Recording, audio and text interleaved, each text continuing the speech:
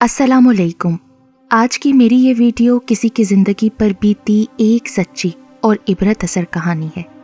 Video शुरू होने से पहले मेरे YouTube channel Urdu centre plus को सब्सक्राइब करके बेल नोटिफिकेशन को ऑन कर दें ताकि आपको मिलती रहे तमाम चैनल अपडेट्स। आप मेरी वीडियोस को ज़्यादा से ज़्यादा शेयर कर सकते हैं। अब आप मुझे ट्विटर, फेसबुक और इंस्टाग्राम पे भी फॉलो कर सकते हैं। वो मेरे गाँव का सबसे सजीला घबरू था। देहात के मेले ठेलों में जब नौजवान जमा होकर अपनी ताकत का मुजाहरा करते तो राजा उन सब में आके रहता। झूमर डालने में वो ताक था और कबड्डी का बेहतरीन खिलाड़ी था। कलाई पकड़ने के मुकाबले में कोई उसका सानी न था। यही नहीं, बांसुरी बजाता, जादू असर धुन फिजा में बिखेर कर हर जी रूह को मसहूर कर देता था। ऐसे नौजवान गांव की लड़कियों के आइडियल होते हैं। जब चार दोशीज़ाएं इकट्ठी होती तो बहाने बहाने से वो राजा का तस्करा करने लगती, गोया वो उनके ख्वाबों में बसता हो। मैं भी उन्हीं में शामिल थी जिन्होंने राजा को चुपके चुपके दिल में बसा रखा था। मुझे वो शुरू से ही अच्छा लगता था। राजा हमारा दूर का रिश्तेदार भी था, लिहाजा शादी ब्याह के मौके पर वो हमारे आंगन में आ मौजूद होता। इस बार भी एक रिश्तेदार की शादी में उसका सामना हो गया। नए कल्फ वाले जोड़े में वो खूब सज रहा था। उसने बड़ी अच्छी दिल मोह लेने वाली खुशबू लगाई हुई थी, जो पास से गुजरता मशहूर सा हो जाता। मुझे उसकी नशीली आंखों से डर लगता था। मैं राजा की आंखों में आंखें डालकर नहीं देखती थी। उसे सजने संवरने का बड़ा शौक था। सजने संवरने का शौक तो मुझे भी था, मगर मेकअप का सामान हमारे गांव में दस्तयाब न था। उसके लिए शहर जाना पड़ता था। राजा अक्सर शहर जाता, वो जो चाहे वहाँ से ला सकता था, और मैं अपने तसव्वुर में शहर की रंगीनियाँ और वुसअतें बसाए रखती थी। शहर में ऐसी ज़बरदस्त चीज़ें मिलती थीं कि जिनका तसव्वुर भी देहात में नहीं कर सकते थे। जब मैंने हमजोलियों को बताया कि शादी वाले घर में राजा भी आया है तो उनमें खलबली मच गई। वो दुल्हन से ज़्यादा राजा को देखने की मुश्ताक हो गई। मैं सहेलियों को लेकर उधर आई जहाँ राजा बैठा था तो वो चौकन्ना हो गया और उसकी नज़र मुझ पर टिक गई। मुझे याद है, उस रोज़ मैंने गुलाबी रंग का जोड़ा पहन रखा था और खूब बन सवर कर आई थी। राजा मुझे महवियत से देख रहा था। मैं उसकी तीखी नज़रों की ताब ना लाकर इधर उधर हो गई तो उसने एक छोटे लड़के के हाथ मुझे सलाम भिजवाया। तब मैं सचमुच हवास बाख्ता हो गई। उसके हुस्न में खोकर ये भी ना सोचा कि मैं भी कुछ कम हसीन नहीं हूँ। लाखों में ना सही, हज़ारों में एक ज़रूर हूँ। शादी के हंगामे के दौरान ही उसकी माँ ने मेरी माँ से राजा के लिए मेरा हाथ मांग लिया। माँ ने जवाब दिया, शादी ख़त्म हो ले तो फिर सुकून से सोच विचार के बाद जवाब दूंगी। शादी का हंगामा तमाम हुआ। राजा के वालिदैन मेरा रिश्ता मांगने आ गए। अम्मा अब्बा ने थोड़ी सी देर करके बाद में हाँ कर दी और हमारी मंगनी हो गई। सोच भी नहीं सकती थी कि मैं ऐसे दिल नवाज की मंगेतर बनूंगी, मगर यह नसीब की बात थी। गाँव की लड़कियाँ हाथ मलती रह गईं और मैं उसकी हो गई। मुझे खबर न थी कि राजा का चचाजाद कदीर भी मेरा शेदाई है। जब उसको मंगनी के उस दिलनशीन बंधन का इल्म हुआ तो वो तड़प कर रह गया। कदीर का बाप दुबई में कमा रहा था। जब बेटे का खत मिला वो वतन आ गया। कदीर ने बाप से मिन्नत की कि वो परीनाज से शादी की आरजू रखता है, किसी सूरत ये रिश्ता हाथ से न जाने दिया जाए। बेटे की खुशी की खातिर सगीर चाचा अब्बा के पास आए और कहा कि तुम राजा से मंगनी ख़त्म कर दो, मैं तुम्हारी बेटी को सोने में तोल कर ले जाऊंगा। साथ ही अपनी ज़मीन भी आधी मेरे नाम करने की हामी भरी तो अब्बा के तो मुंह में पानी आ गया। उन्होंने मेरी मंगनी तोड़ दी और बहाना ये किया कि राजा कमाता नहीं है, लिहाजा हम ये रिश्ता ख़त्म कर रहे हैं। जब राजा को इल्म हुआ कि दुबई का साजो सामान देखकर मेरे अब्बा ने आंखें बदल ली हैं तो उसे बहुत सदमा हुआ। उसने कहा, परीनाज तुम मेरा साथ दो तो मैं तुम्हारी खातिर आग में कूद जाने को तैयार हूँ। बात दौलत की थी, आग के दरिया में कूद जाने की नहीं थी।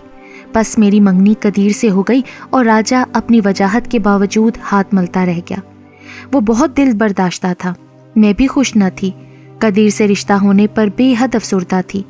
वो खासा बदशक्ल था और उम्र में भी मुझसे काफ़ी बड़ा था। उन्हीं दिनों हमारे गांव में एक और शादी हुई।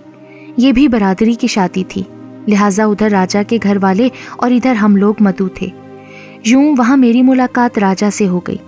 मौका पाते ही हम दोनों रात को खेत में चले गए और दिल का दर्द एक दूसरे के रूबरू बयान कर दिया। तब राजा ने कहा, अगर मेरी होना चाहती हो तो मेरा साथ दो। जब बारात चले और बाराती बैलगाड़ियां ले आएं, तब तुम दूसरी औरतों के साथ किसी एक गाड़ी में बैठ जाना, यूं कि कोई तुम्हें पहचान ना सके। मैं ऐसा क्या करूंगी कि कोई मुझे पहचान ना सके? मैं तुमको सूहा जोड़ा और गहने दूंगा। तुम दुल्हन का रूप भरकर किसी भी बैलगाड़ी में चढ़ जाना। उस बारात में कुछ दुल्हनें भी आई होंगी जो नई ब्याहता होंगी, यूं तुम पहचानी ना जाओगी।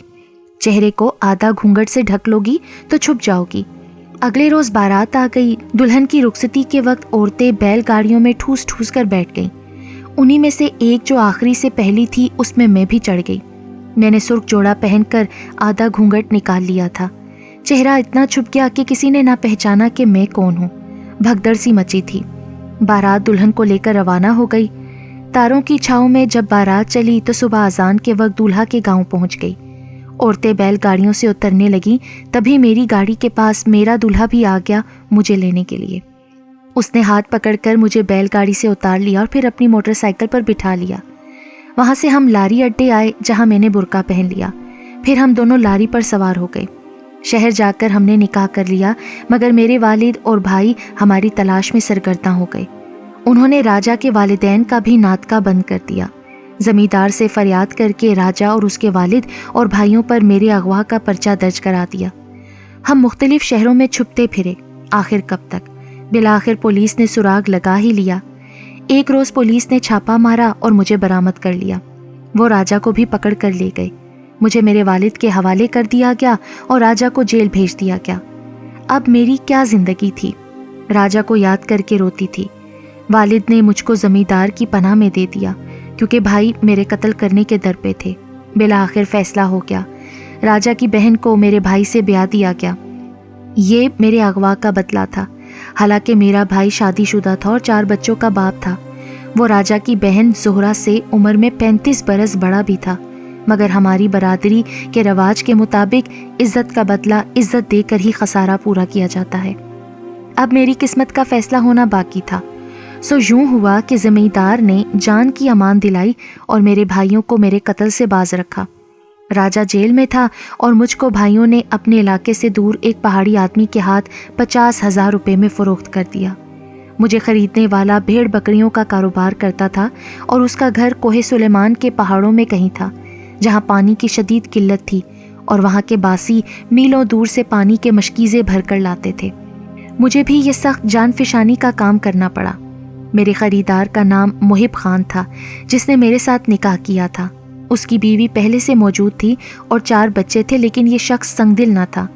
वो मुझसे बेहतर सलूक करता था, जबकि उसकी मनकूहा कहती थी कि मेरे शोहर ने तुमको हमारी खिदमत और घर के कामकाज के लिए खरीदा है।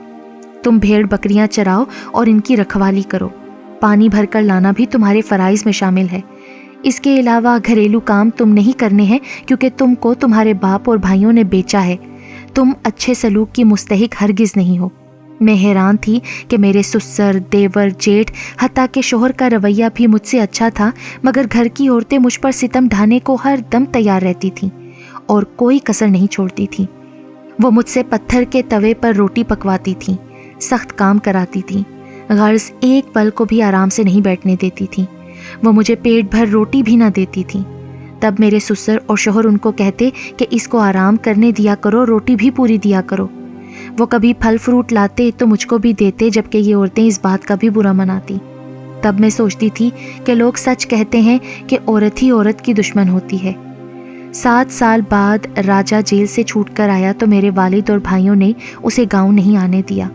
वो 7 वाले गांव में अपने मामा के घर चला गया। वो मेरी कुरेद में रहा। बिला आखिर उसे पता चल गया कि मैं कहाँ हूँ और किसने मुझे खरीदा है।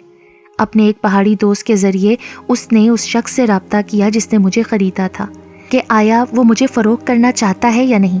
क्यों नहीं, अगर ज़्यादा पैसा मिल जाए तो ज़रूर फ़रोख्त कर दूंगा। उसने जवाब दिया। कितना? मैंने 50,000 में ख़रीदी थी। अगर इस औरत का हमको 2 लाख मिलेगा तो हम फ़रोख्त कर देंगे। राजा ने अपने दोस्त से वादा किया कि वो अपने हिस्से की ज़मीन बेचकर 2 लाख अदा कर देगा। तब उस दोस्त ने आकर मेरे मौजूदा नाम नेहाद शोहर से मेरा सौदा तय किया और 2 लाख की रकम मेरे बदले अदा करके मुझे उन काले पहाड़ों से रिहाई दिलवाई। फिर वो मुझे शहर ले आया और राजा के हवाले कर दिया। راجا مجھے لے کر کراچی آ گیا جہاں ہم نے دوبارہ نکاح پڑھوایا۔ راجا نے یہاں مل میں مزدوری کر لی اور یوں ہم دونوں ایک چھوٹی آبادی میں کرائے کا مکان لے کر زندگی کے دن بسر کرنے لگے۔ قسمت جب ساتھ نہ دے کوئی کچھ نہیں کر سکتا۔ ایک دن راجا مزدوری کرنے گیا تو اس کی لاش آئی، کیونکہ کراچی کے فسادات میں اس کو گولی لگ گئی تھی اور وہ بے گناہ اور ناحق مارا گیا۔ یوں میں بیوہ تو ہوئی، بے آسرا بھی ہو گئی۔ کچھ دنوں میں ہی کرائے کا گھر چھوڑنا پڑا۔ سامنے بنگلے میں کام کرنے کے لیے گئی، انہوں نے میرے حالات سن کر مجھ کو دن رات کے لیے رکھ لیا۔ میں نے بھی اس سہارے کو غنیمت سمجھا کہ سر چھپانے کا آسرا ہو گیا۔ اس بنگلے میں آج تک کام کر رہی ہوں، واپس لوٹ کر نہیں جا سکتی۔ جاؤں تو کس کے پاس؟ اپنے تو پرائے ہو چکے ہیں، اور جنہوں نے خریدا تھا وہ پھر بیچ دیں گے۔ بہتر ہے کہ یہاں سہارا دینے والوں کی خدمت کرتے ہوئے زندگی گزار دوں۔ آج تو آس ہے، کل کا کیا ہوگا کون جانے۔